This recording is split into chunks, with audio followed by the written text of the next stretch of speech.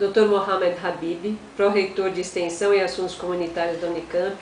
Muito obrigado por essa entrevista exclusiva ao Health News, Jornal Médico e Veterinário, Saúde e Bem-Estar. Nós vamos falar sobre transgênicos, mas primeiramente eu gostaria de fazer uma pergunta sobre alimentação saudável. Cientificamente falando, o que é uma alimentação saudável? Uma alimentação saudável seria aquela alimentação que cumpra com o seu papel que a própria natureza determinou durante milhares e milhares de anos de evolução para a nossa espécie. Então, uma alimentação saudável para nós é aquela alimentação que permite que todas as nossas funções biológicas ocorram de melhor maneira possível. Então, o meu crescimento precisa acontecer sem problemas devido à alimentação. A minha expiração deve acontecer sem problemas oriundas da alimentação. A minha digestão deve acontecer sem problemas causados pela alimentação. E por aí vai. Então, a alimentação saudável é aquela que atenda às funções biológicas inspiradas dessa dieta. Então, em outras palavras, uma alimentação saudável não pode ter nenhum componente que possa causar problemas para a minha saúde. Um alimento saudável, numa fase inicial, ele pode se tornar não saudável se for armazenado de uma forma incorreta, se eu deixo ele fora da geladeira e volto uma semana depois para usá-lo como alimento, pode causar problemas para a minha saúde. Então, alimentação saudável ou alimento saudável, ele tem que ser desde a sua estrutura até o tratamento que ele recebeu do homem, até os termos da conservação que ele passou. Essas todas são questões que têm que ser levadas para caracterizar uma alimentação ou um alimento como alimento saudável. Então, numa fase inicial, o alimento saudável tem que ter uma composição que não causa mal para mim. Numa segunda etapa, esse alimento saudável, que na sua composição não tem nada que causa dano para mim, ele precisa ser preparado e trabalhado corretamente para não adquirir nenhum componente que possa fazer mal para mim. E numa terceira etapa, se eu vou guardar esse alimento numa geladeira, por exemplo, ou numa embalagem qualquer, esse processo de armazenamento também não deve representar nenhum risco para a minha saúde. Um alimento que desrespeita esses conceitos básicos bastante simples, ele corre o risco de se tornar prejudicial. Obrigada. Qual a importância da primeira alimentação do ser vivo, animal e humano?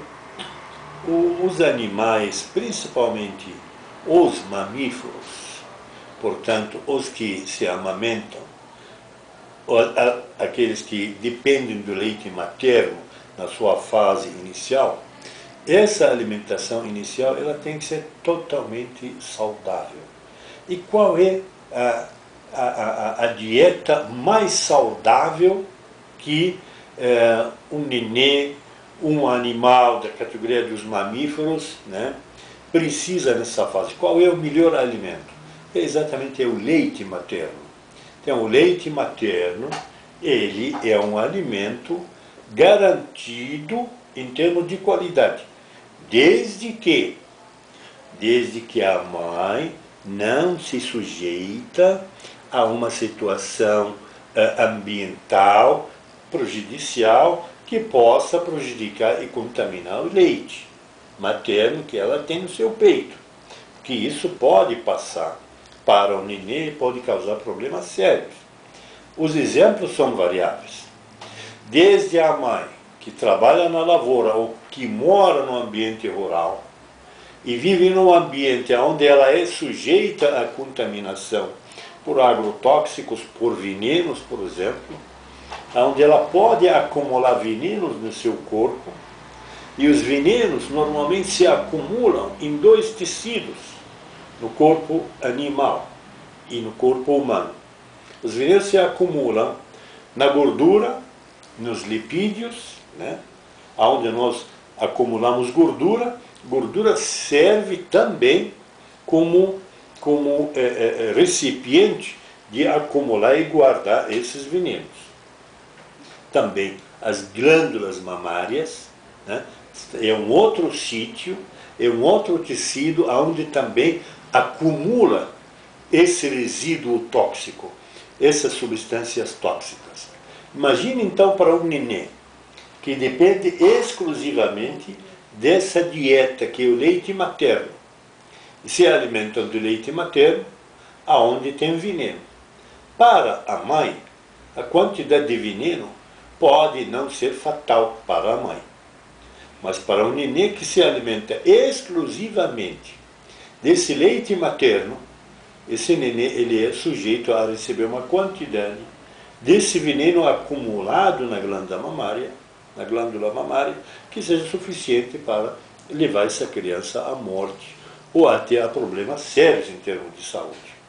Portanto, embora a primeira alimentação dos mamíferos seja o leite materno, mas a mãe tem a responsabilidade para que esse leite materno seja protegido e seja isento de tudo que é ruim, né? Como exemplo de agrotóxicos, outro exemplo de outras coisas que alguns hábitos na sociedade moderna hoje começam a se manifestar, como o consumo de drogas, como o consumo de bebidas alcoólicas e por aí vai.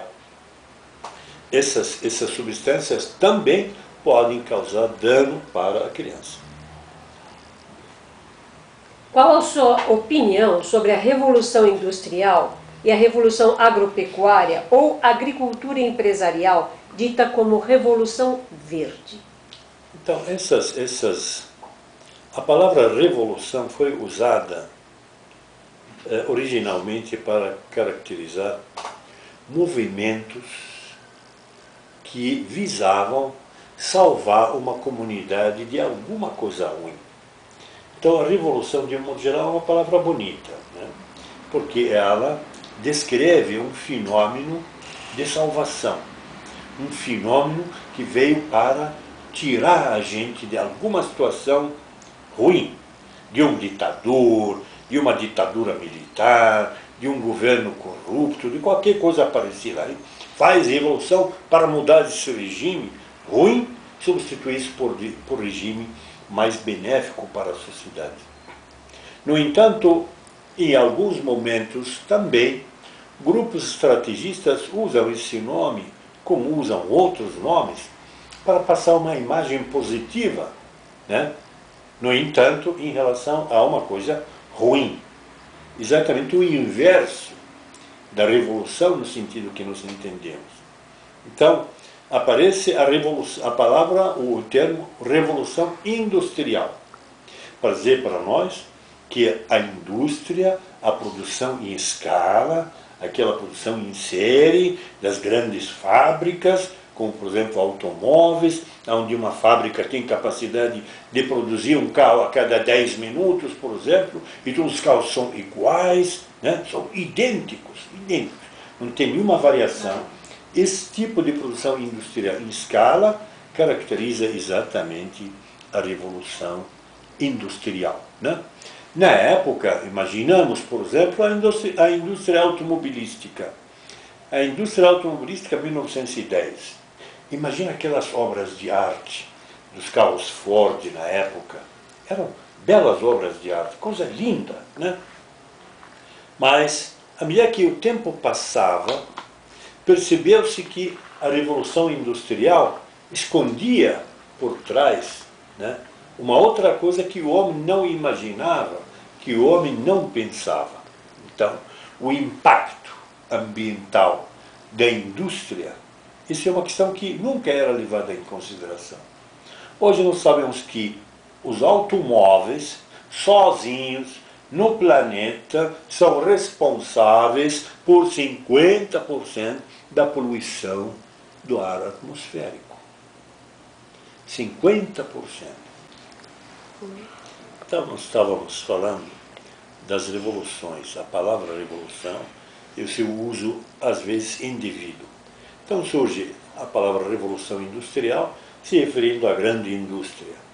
A grande indústria, no seu início, ela não significava coisa ruim, mas à medida que o tempo passava, percebeu-se que a grande indústria é responsável hoje por vários problemas ambientais e de saúde.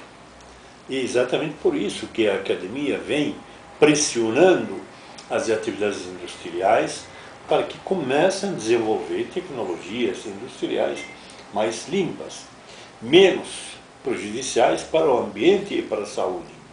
As mudanças climáticas são um grande exemplo das consequências negativas da chamada Revolução Industrial, devido à emissão de poluentes, né?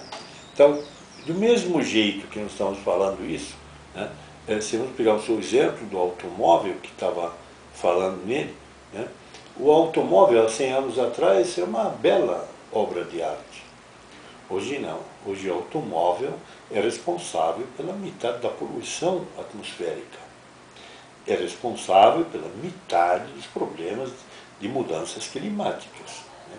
É responsável por uma boa parte das doenças respiratórias e pulmonares nos ambientes urbanos. Então, esse modelo precisa obrigatoriamente passar agora por uma fase de indústrias mais limpas, de indústrias menos poluidoras, de indústrias que não fazem mal para a saúde. Ou seja, as nossas pressões na busca do desenvolvimento sustentável se aplica no caso da indústria. Do mesmo jeito, a palavra Revolução Verde também foi dada a uma agricultura industrial e empresarial, caracterizada por grandes áreas cultivadas por uma única espécie, caracterizada pelo grande uso por máquinas dentro da lavoura, grande uso e consumo de agrotóxicos e fertilizantes químicos. Também essa atividade humana hoje é extremamente impactante, de uma forma negativa, no ambiente e na saúde.